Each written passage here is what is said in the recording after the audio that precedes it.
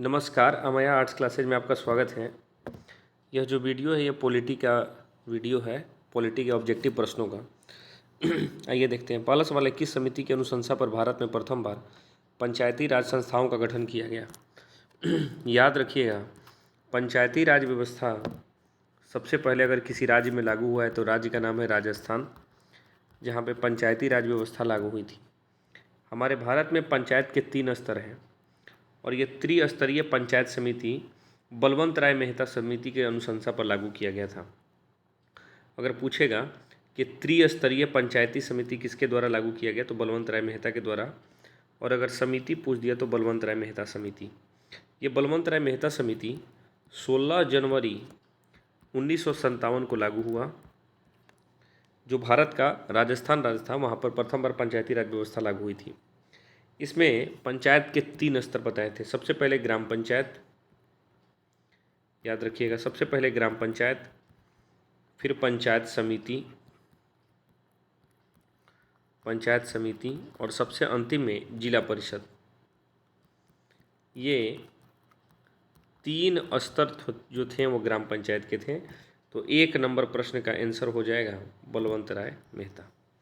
इसमें जो अशोक मेहता हैं ये इन्हीं के पुत्र थे और इन्होंने 2 स्तर बताए थे। अशोक मेहता समिति द्विस्तरीय बताए थे 1977 ईस्वी में। अगला सवाल देखते हैं, निम्नलिखित में से कौन सा भारतीय संघीय व्यवस्था की विशेषता नहीं है? याद रखिएगा, दे रहा है सवाल की नहीं है। इस प्रश्न का आंसर हो जाएगा दोहरी नागरिकता। हमारे भारत में दोहरी नागरिकता नहीं है, भारत में है इकहरी नागरिकता। दोहरी नागरिकता अगर किसी देश में है तो देश का नाम है अमेरिका, उस देश में दोहरी नागरिकता की व्यवस्था है। हमारे भारत में संघीय व्यवस्था किस देश के संविधान से लिया गया है तो वह देश है कनाडा। कनाडा देश के संविधान से हम संघीय व्यवस्था लिए हैं। 2 नंबर प्रश्न का उत्तर हो जाएगा 1 नंबर। आइए 3 नंबर सवाल देखते हैं। 3 नंबर सवाल है कि भारतीय संविधान के द्वारा कितने मौलिक अधिकार प्रदान किए गए हैं? तो याद रखिएगा, भारतीय संविधान के द्वारा कुल 6 प्रकार के अधिकार प्राप्त किए गए हैं वर्तमान समय में। मौलिक अधिकार अमेरिका देश के संविधान से लिया गया है। प्रारंभ में 7 मौलिक अधिकार थे, परंतु 44वें संविधान संशोधन 1978 के द्वारा हम संपत्ति के अधिकार को संपत्ति के अधिकार को मौलिक अधिकार से हटाकर और कानूनी अधिकार बना दिए हैं। इस प्रकार हमारे भारत में मौलिक अधिकारों की संख्या 6 है।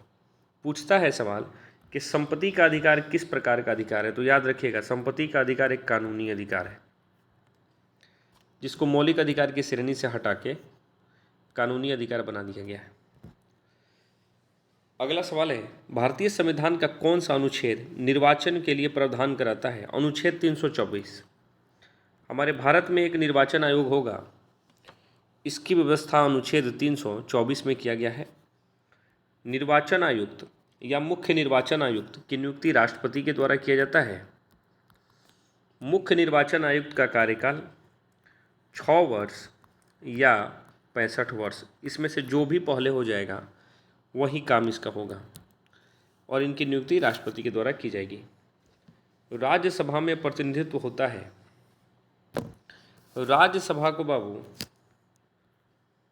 ऊपरी सदन बोला जाता है। याद रखिएगा, राज्यसभा को ऊपरी सदन बोला जाता है और राज्यसभा के अध्यक्ष देश के उपराष्ट्रपति होते हैं।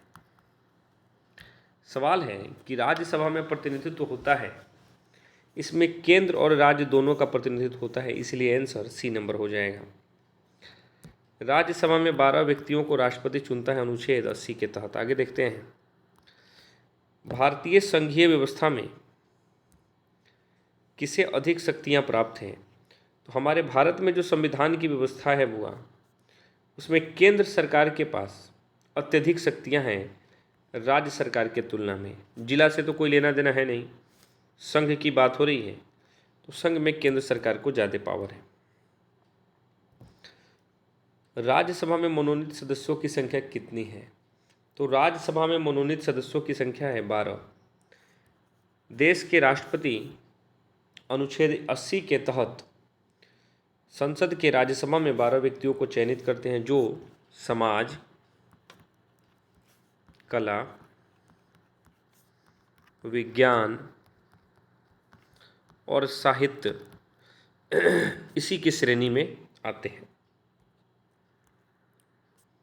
अगला सवाल है, भारत में पहला नगर निगम कहाँ स्थापित हुआ? तो याद रखिएगा, भारत में पहला नगर निगम मद्रास में स्थापित हुआ, समय था 1680। नगर निगम नगर पालिका से संबंधित है। हमारे भारत के कुल 12 अनुसूचियों में जो 12वीं अनुसूची है वह नगर पालिका से संबंधित है, याद रखिएगा। किस राज्य को हाल ही में विभक्त कर भारत के 29वें राज्य के रूप में तेलंगाना की स्थापना की गई है? तेलंगाना आंध्र प्रदेश से अलग हुआ है और आंध्र प्रदेश से अलग होकर तेलंगाना भारत का 29वां राज्य बना है। याद रखिएगा, तेलंगाना की राजधानी हैदराबाद है, लेकिन अब 29 राज्य नहीं है, अब 28 राज्य हैं, क्योंकि एक जो राज्य था जम्मू एंड कश्मीर वो अब केंद्र शासित प्रदेश बन गया है, इसीलिए राज्यों की संख्या हो गई है 28। अगला सवाल आप देखिए। चलिए अगला सवाल देखते हैं 10 नंबर। केंद्र राज्य संबंधों में प्रमुख अड़चनें क्या आ रही हैं? वर्तमान समय में केंद्र और राज्य संबंधी जो अड़चनें हैं वो तीनों हैं। राज्यपाल की भूमिका महत्वपूर्ण होगी कि मुख्यमंत्री की भूमिका महत्वपूर्ण होगी, अनुच्छेद 356 और राज्य की केंद्र पर निर्भरता। इसीलिए इस प्रश्न का आंसर हो जाएगा इनमें से सभी। अगला सवाल है, भारतीय संविधान का 73वां संविधान संशोधन किससे संबंधित है? पंचायती राज से संबंधित है, याद रखिएगा। 73वां संविधान संशोधन 1992 में लागू हुआ था, यानी पारित हुआ था। पंचायती राज, ग्राम पंचायत का वर्णन, याद रखिएगा, ग्राम पंचायत की चर्चा अनुच्छेद 40 में किया गया है। इस प्रश्न का आंसर हो जाएगा पंचायती राज। 12 नंबर सवाल है, सर्वोच्च न्यायालय के न्यायाधीश की नियुक्ति कौन करता है? राष्ट्रपति करता है, आप सभी लोग जानते हैं। और किस अनुच्छेद के अंतर्गत करता है? तो अनुच्छेद याद रखिएगा, अनुच्छेद 124 के अंतर्गत राष्ट्रपति सर्वोच्च न्यायालय के मुख्य न्यायाधीश की नियुक्ति करता है।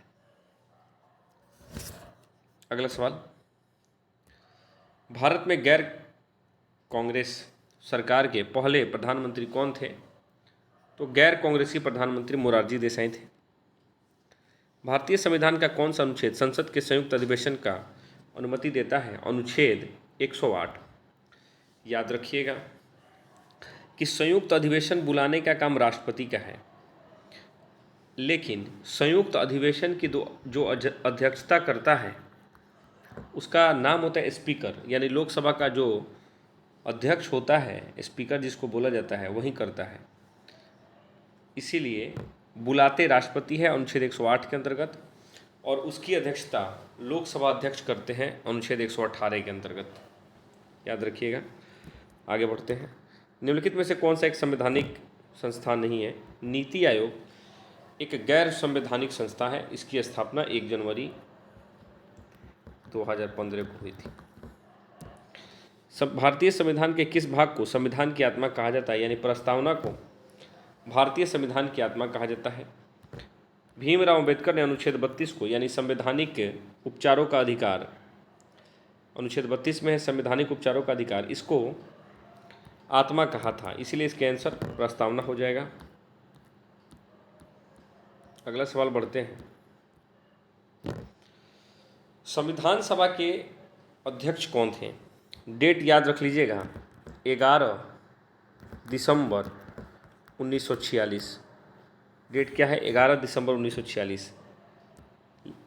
डॉक्टर राजेंद्र प्रसाद 11 दिसंबर 1946 को संविधान सभा के अध्यक्ष बने थे, लेकिन संविधान सभा के स्थापना जो हुआ था वो 9 दिसंबर को हुआ था। याद रखिए, 9 दिसंबर को हुआ था, और इस समय अस्थायी अध्यक्ष डॉक्टर सच्चिदानंद सिन्हा थे। ठीक इसके 2 दिन के बाद राजेंद्र बाबू को अस्थायी अध्यक्ष बना दिया गया।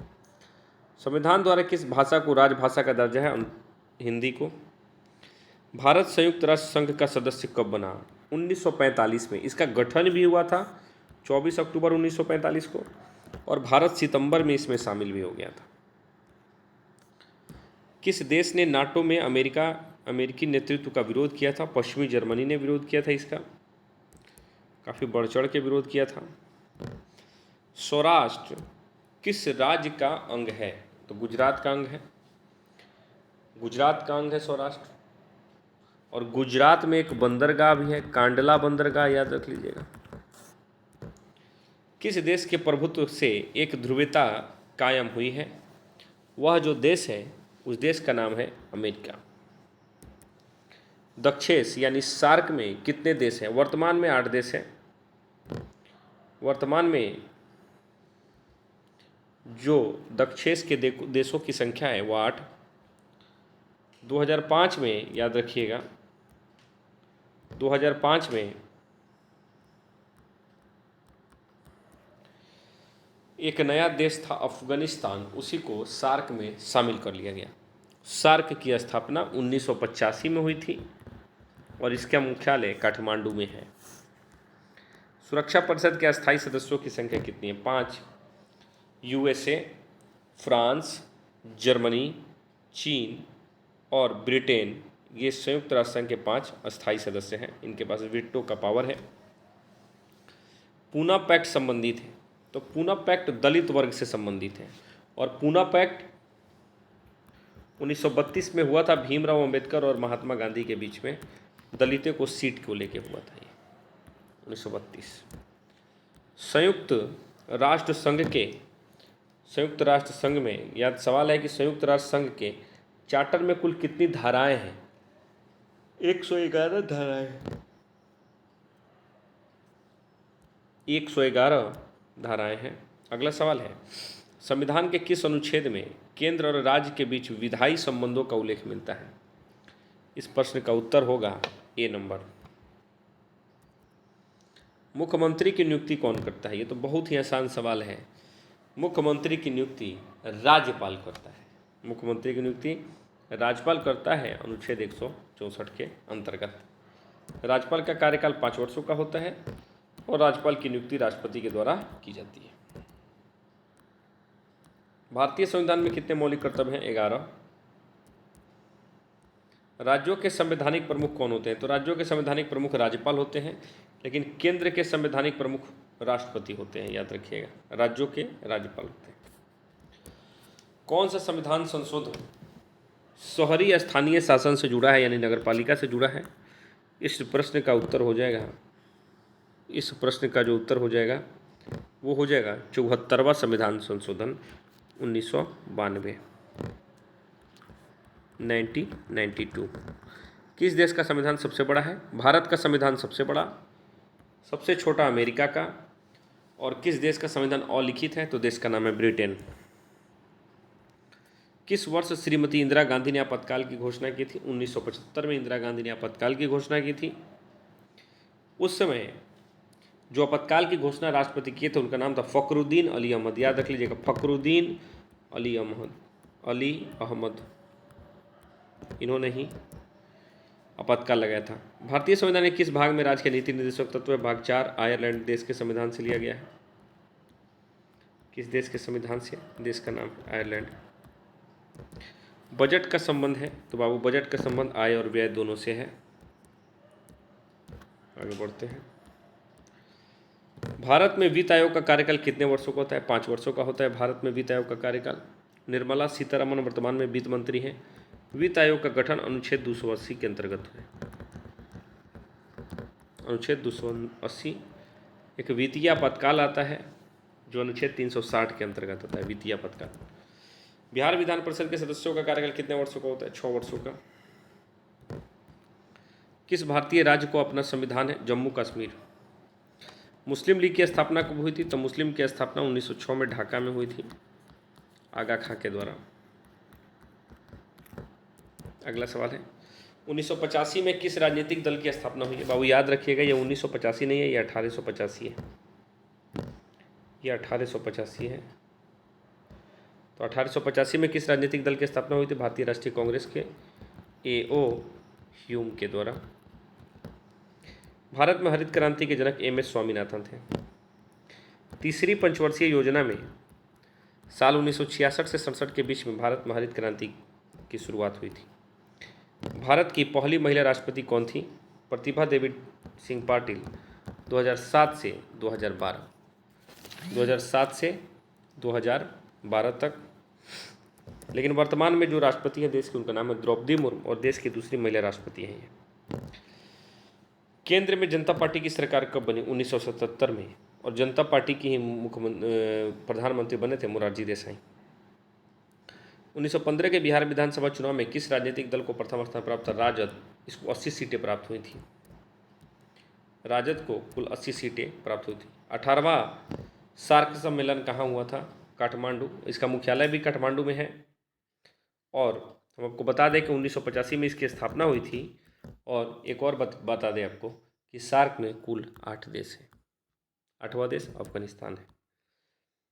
भारत का दूसरा सफल परमाणु परीक्षण 1998 और पहला 1974।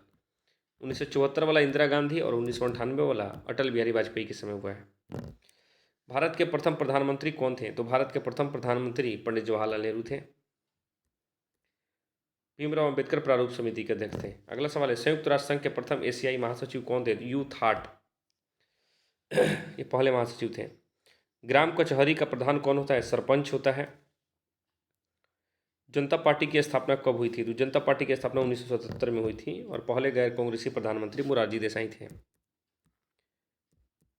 भारत के प्रथम उपराष्ट्रपति कौन थे? तो भारत के प्रथम उपराष्ट्रपति डॉक्टर एस राधाकृष्णन थे। भारत में कुल कितने राज्य हैं? भारत में कुल 28 राज्य और 8 केंद्र शासित प्रदेश हैं। भारत में पहली बार राष्ट्रीय आपातकाल कब लगाया गया था? याद रखिएगा, राष्ट्रीय आपातकाल 1975 में इंदिरा गांधी के समय लगाया गया था और फखरुद्दीन अली अहमद उस समय भारत के राष्ट्रपति थे। चिपको आंदोलन का संबंध किससे है? सुंदरलाल बहुगुणा। सुंदरलाल बहुगुणा उत्तराखंड राज्य से यह संबंधित है। अगला सवाल देखते हैं, 56 नंबर। किस प्रधानमंत्री ने मंडल आयोग की सिफारिश को लागू किया था? तो नाम है वीपी सिंह। अगर पूछेगा मंडल आयोग की स्थापना कब हुई थी? तो 1979। राज्य पुनर्गठन आयोग की स्थापना कब हुई? स्थापना पूछ रहा है तो 53, बन के कब, लागू कब हो गया तो 56। स्थापना पूछेगा तो 53, लागू कब हुआ तो 56। 1974 के रेल हड़ताल के नेता कौन थे? जॉर्ज फर्नांडिस। रेल की कीमतों में बढ़ोतरी हो गई थी जिसके कारण इन्होंने हड़ताल कर दिया था। भारत में मतदाता होने के लिए न्यूनतम आयु कितनी चाहिए? 18 वर्ष। और भारत में नई आर्थिक नीति की शुरुआत कब हुई? तो 1991। इस प्रकार ये 60 प्रश्नों का आंसर था। अगर वीडियो आप लोग को अच्छा लग रहा है तो मैसेज कीजिए, कमेंट कीजिए ताकि मैं और वीडियो बना सकूं। तब तक के लिए थैंक यू।